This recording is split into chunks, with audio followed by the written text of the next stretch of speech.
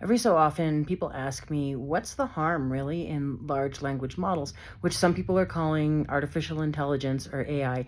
It's not actually intelligent. Like, it doesn't learn things, it doesn't understand things, it doesn't comprehend stuff, it doesn't know stuff. It's just good at recombining words and phrases in ways that seem like they might make sense. And a great example is what happened when I asked a large language model, how do you spin yarn by hand? Which is, you may realize, my major subject of expertise, something that I have written extensively about and which work of mine has been used to train large language models. And so I actually know what I'm talking about. And here, let me read off to you some of what this returned for me. Let's give you a second to read here, and you can also pause this to read the whole entire thing, but I'm going to read it off with some comments. Ready? Spinning yarn by hand is a traditional craft that has been practiced for centuries. No, it's been practiced for tens of thousands of years. Here's a step-by-step guide on how to spin yarn. Okay, buddy, let's hear it. Number 1, choose the fiber.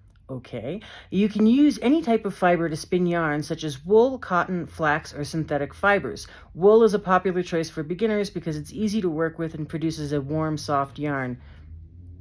I guess you could debate it. 2, prepare the fiber. Before you start spinning, you need to prepare the fiber. This involves cleaning, carding, aligning the fibers in the same direction. That's not what carding is. And drafting, that is not part of preparing the fiber. Drafting, thinning out the fibers to create a consistent consistent thickness. Yeah, you can use a drum carder or hand cards to card and draft the fiber. No, you cannot. You can use that to card the fiber, but you don't draft fiber with hand cards or a drum carder. That's not what they're for. You do that as a spinner.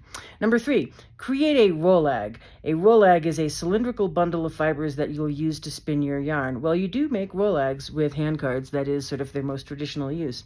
To create a rollag, take a small amount of fiber and roll it between your hands until it forms a long, thin strand. No, that's not how you fucking do it, and that's not what it is. Wind the strand around your hand to form a coil. Repeat this process until you have enough rollag to spin your desired amount of yarn. What the fuck?